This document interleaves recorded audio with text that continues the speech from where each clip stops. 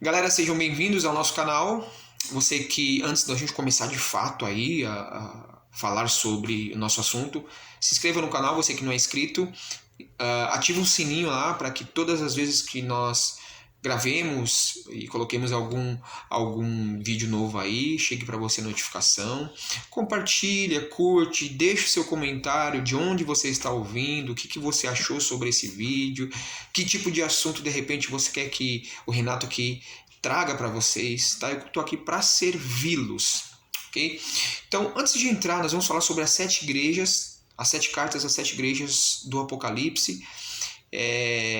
Antes de entrar de fato na primeira igreja, que é a igreja de Éfeso, nós vamos falar sobre, dar uma pequena introdução sobre o porquê escreveu, enfim, tá? Pra gente não ficar perdido no contexto, ok?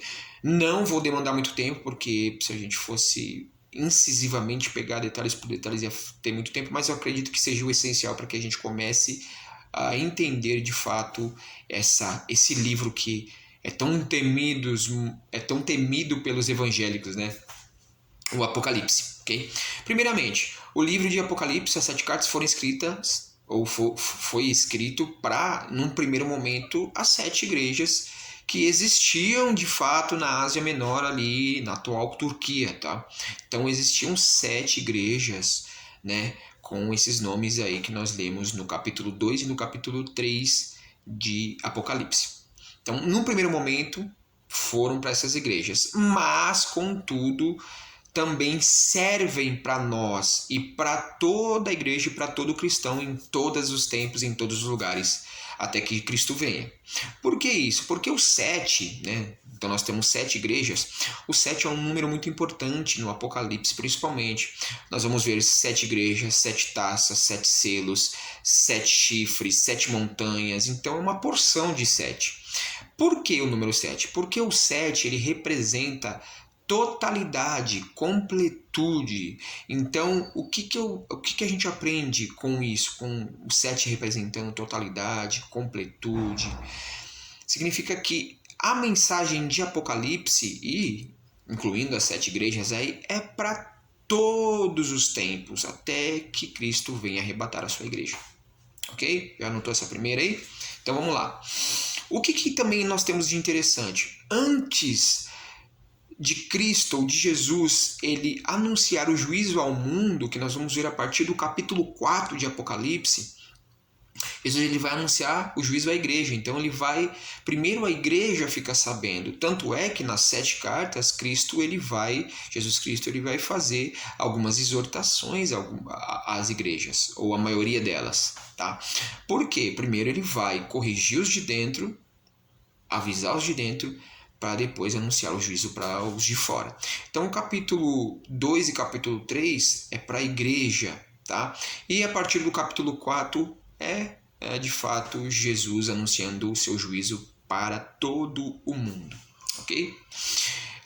Vamos lá. Éfeso. Éfeso é uma das cidades mais importantes do Império Romano na época. Tá? Era uma cidade muito rica e era uma cidade que principalmente era conhecida como uma cidade muito idólatra, muito imoral. Em Éfeso tinha uma das 7 maravilhas do mundo antigo, que era o templo, ou o famoso templo da deusa Diana. Nesse templo aconteciam cultos, né, com sacerdotisas que se prostituíam com todo aquele que ia prestar o seu culto à sua deusa ali naquele momento.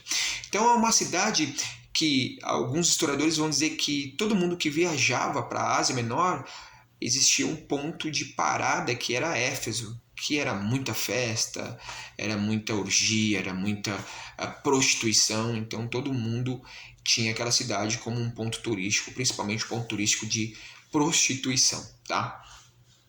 Nós vamos ver que Éfeso ela começa a ser exposta ao evangelho a partir das viagens missionárias do apóstolo Paulo.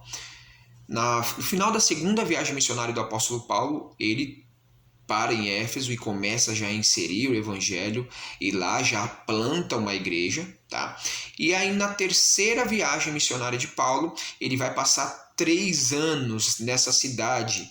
Então, pregando o evangelho, admoestando os irmãos de Éfeso, os novos convertidos. E o interessante é que a palavra do Evangelho, a palavra de Deus estava sendo pregada de tal maneira ali pelo apóstolo Paulo e por quem o acompanhava, que a Bíblia vai dizer, se eu não me engano, em Atos capítulo 19, que as pessoas, quando eram expostas ao Evangelho, a palavra de Deus, com poder, com graça, com ousadia, elas deixavam imediatamente o ocultismo, que era muito forte naquela cidade, tá?